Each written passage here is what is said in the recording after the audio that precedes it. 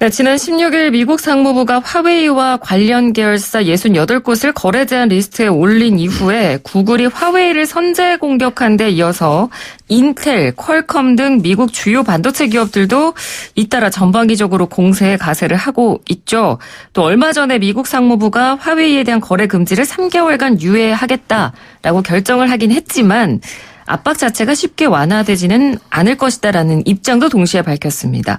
또 이런 가운데 최근 중국이 반도체의 핵심 부품인 히토류 카드를 또 만지작거리면서 전면전 대비에 들어간 모습을 보이고 있는데요. 미중 무역 전쟁이 기술 전쟁으로까지 번지는 양상이 될지, 그리고 또 우리나라는 어떤 대책을 가지고 이 미중 무역 전쟁을 바라봐야 할지 오늘 나우 인터뷰에서 전문가와 함께 분석해보는 시간을 준비해봤습니다. 중국 산동대 우수근 객좌 교수님, 오늘은 스튜디오에 직접 나와주셨습니다. 교수님 안녕하세요. 네, 안녕하십니까. 예, 반갑습니다. 전화통화로만 뵙다가 네. 이렇게 직접 뵙는데요. 이 화웨이가 지난주에 미국 상무부의 블랙리스트에 오르지 않았습니까? 아마 뉴스를 통해서 많이들 접하셨을 거라고 생각은 됩니다만, 그러면 이 화웨이가 직접적으로 받게 될 타격 규모가 어느 정도가 될까요? 네, 그 어느 정도라고 정확한 추산은 아직 쉽지 않은데요. 확실한 것은 화웨이가 그 미국 반도체 제품들에 크게 의존하고 있는 현 상황에서 네. 미국의 핵심 부품의 공급이 없이는 정말 심각한 피해를 입을 수밖에 없습니다.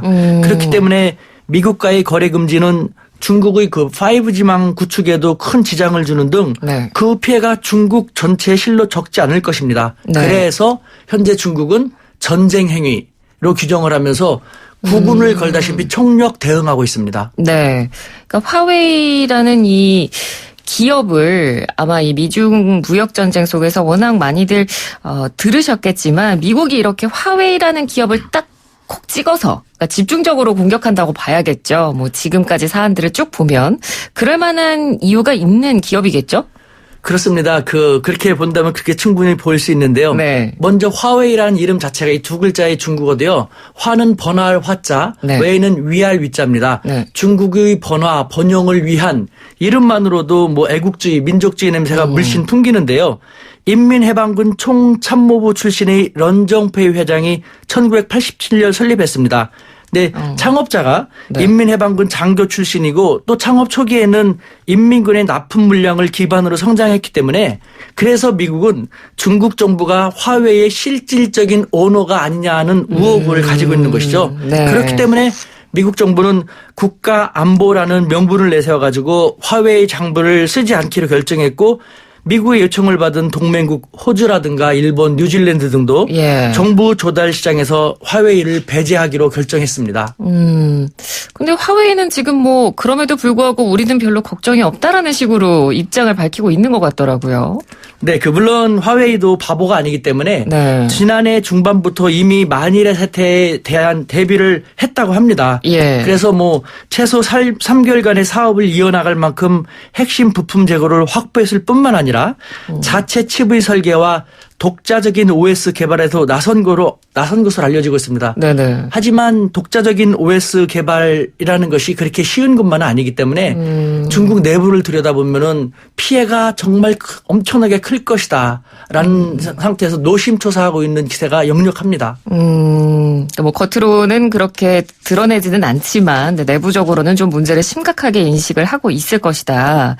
그래서 그런가 이 시진핑 주석이 최근에 어떤 좀 액션을 보여준 게 있었는데 그 류허 부총리, 그러니까 미중무역 협상의 총책이잖아요. 이 류허 부총리를 같이 데리고 장시성의 히토류 연구개발 판매 업체를 시찰을 했는데 이 부분을 또 굉장히 크게 부각을 시키지 않았습니까?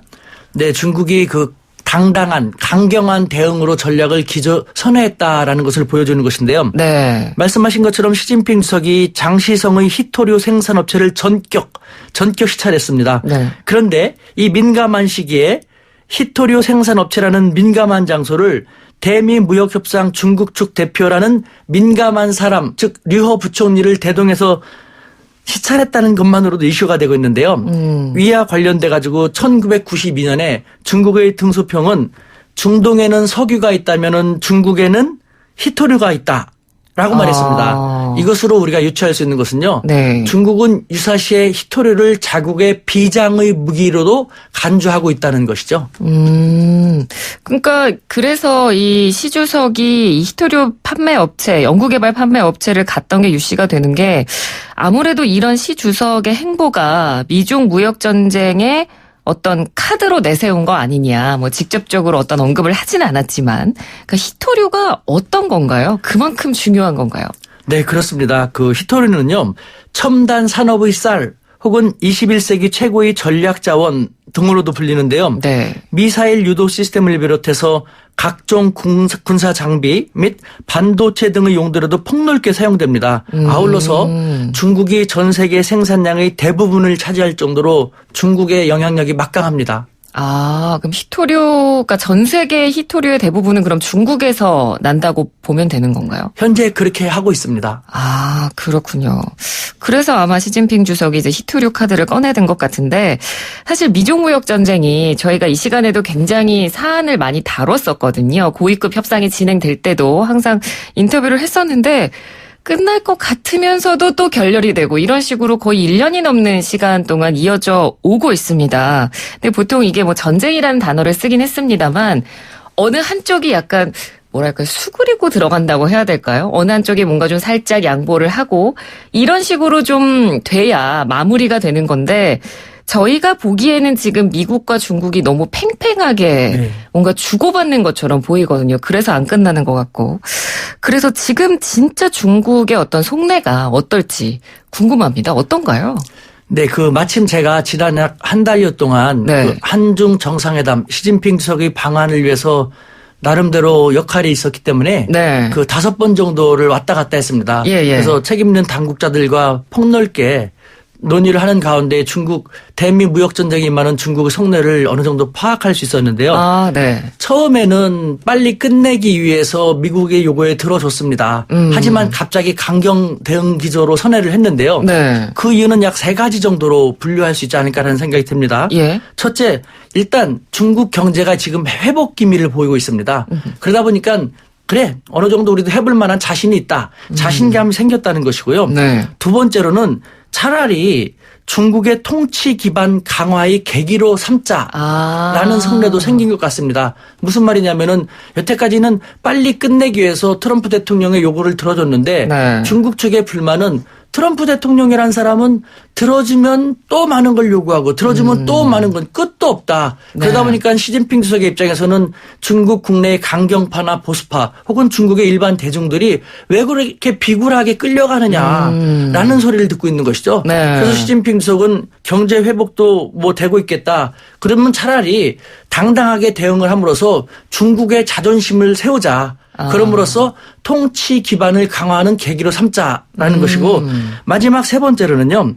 장기화하게 되면은 중국이 최대의 패자가 아닐 수도 있다라는 그런 계산도 있었던 것 같습니다. 그러니까 오히려 시간을 끌면 중국 쪽이 유리할 수도 있다라고 생각하는 건가요? 그러니까 어차피 미국도 중국도 내상이 상당히 심한데 네. 중국이 최대의 내상을 입는 피해자는 아닐 수도 있다라는 것인데요. 왜냐하면은 정치 체제가 다릅니다. 미국 같은 경우는 자유민주주의로서 중국인들이 얘기하는 것은 모래알과 같은 지도력이라고 합니다. 그러니까 정치 지도자의 힘이 그렇게 강하지 않고 표심, 투표위에서 많이 좌우되기 때문에 네. 오래 지나면 지날수록 그 표심이 두려워서 강경 대응을 유지하기 쉽지 않다. 하지만 중국은 사회주의 국가입니다. 그렇죠. 일치 단결할 수 있거든요. 네. 그렇기 때문에 장기화하게 되면은 지금 중국 언론도 똘똘 뭉쳐갖고 중국의 입장만 대변하고 있지 않습니까? 그렇죠. 인민들도 중국의 입장만 대변을 하면서 반미 전선에 강화하게 된다면은 중국이 최대의 피해자가 되지 않을 수도 있다.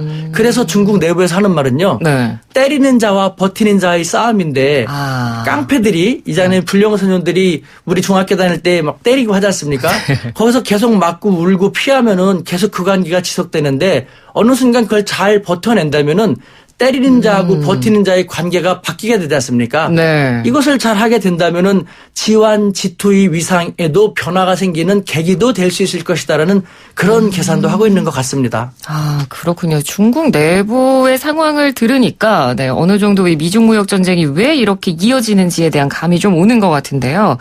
그렇다면 저희가 항상 미국과 중국과의 관계만을 이야기했습니다만 우리나라도 주변국이기 때문에 사실 우리나라가 이런 상황을 어떻게 봐야 하는가도 저에게 굉장히 중요하거든요. 그렇다면 중국이 보는 한국은 예. 무역 상대로서 어떤 가치를 가지고 있나요? 네, 이 점도 되게 중요하다고 생각되는데 예. 한편으로는 되게 안타깝습니다. 얼마 전에 우리 그 부총리께서도 미중 무역 전쟁으로 인해서 우리도 심각한 영향이 불가피할 거라고 얘기했는데 네. 사실 냉정히 바라볼 때 지환 지투의 싸움입니다. 전 세계 어느 나라가 영향을 안 받겠습니까? 그러니까요. 안 받는 영향을 받는 걸 똑같은 걸 얘기하는 것보다는 우리는 우리이기 때문에 중국 바로 옆에 있는 중견 강국 대한민국이기 때문에 또 미중이 놓여 있는 상황을 잘 분석해 보면은 우리는 전화위복이 될 수 있는 부분도 적지 않거든요. 예를 들면 삼성 같은 경우도 화웨이가 피해를 보게 되니까 삼성이 어부지리를 볼 수 있는 그런 기회도 있지 않습니까? 아무래도 화웨이랑 통신업체 중에서 경쟁을 하고 있는 기업이니까요. 네. 마찬가지로요. 지금 중국의 입장에서는 경제협력, 그러니까 미국이 중국 제조 2025를 그렇게 못하게 하고 있지 않습니까? 네. 중국 제조 2025라는 것은 한마디로 말하면은 중국이 많은 산업 분야에서 아직 뒤떨어지고 있는데 2025년까지는 많은 산업 분야에서 최첨단으로 나가서 더 이상 따라가는 입장은 아니게 되겠다라는 그런 국가 전략이거든요. 예. 그걸 미국이 막으니까 고개 숙이는 척하지만 그걸 버릴 수는 없습니다. 그런데 여태까지는 중국은 중국 기업의 기술 수준이 아직 떨어지기 때문에 네. 주로 미국과 일본 기업과의 경제 협력이라든가 기술 협력에 의존했거든요. 네네. 기술 의존이 심화되다 보니까 이와 같은 대립 국면에서는 자기들한테 훨씬 불리하게 된 것이죠. 그렇죠. 그래서 지금 중국이 빠르게 생각하는 것이 미국 기업이나 일본 기업 혹은 미국의 영향을 받는 서구 기업의 기술 협력이라든가 경제 협력 대신에 중견 강국 한국과의 경제 협력이라든가 기술 협력을 통해서 미국과 일본의 기술 의존도를 줄여나가야겠다라는 방침을 세운 것이죠. 예. 그렇기 때문에 한국 기업에 대해서 저에게도 한국 기업과 한국과의 경제 협력을 강화하고 싶다라는 시그널을 많이 보내주고 있는데 네. 우리는 많이 피해를 봤기 때문에 사드로 인해서도 많이 피해를 그렇죠. 봤기 때문에 쟤네들을 어떻게 믿냐라고 하고 있죠. 중국도 그걸 알고 있습니다. 자기들이 실수한 것도 있고 하기 때문에 지금 상태에서는 과거와는 다른 상태로 건전하게 윈윈할 수 있는 경제협력 방안이 충분히 있지 않냐라는 그런 측면에서 한국의 우호적인 시선을 보이고 있습니다. 이것을 우리가 제대로 알게 된다면요. 예. 오히려 우리 기업들 기술력을 갖고 있고 한 우리 기업들은 중국 시장 진출을 통한 글로벌 시장으로도 나갈 수 있는 호기로도 삼을 수 있다라는 생각이 많이 듭니다. 예. 오늘은 뭐 미중 무역 전쟁 분석과 더불어서 또 우리나라에서도 이 사안을 어떻게 보고 또 어떻게 대책을 마련하면 좋을지에 대해서도 교수님께서 아주 좋은 분석을 해주신 것 같습니다. 교수님 오늘 말씀 잘 들었습니다. 고맙습니다. 네, 감사합니다. 네, 지금까지 오수근 중국 산동대 객자 교수와 함께 이야기 나눴습니다. 1부는 여기서 마치고요. 잠시 뒤 2부 이어가도록 하겠습니다.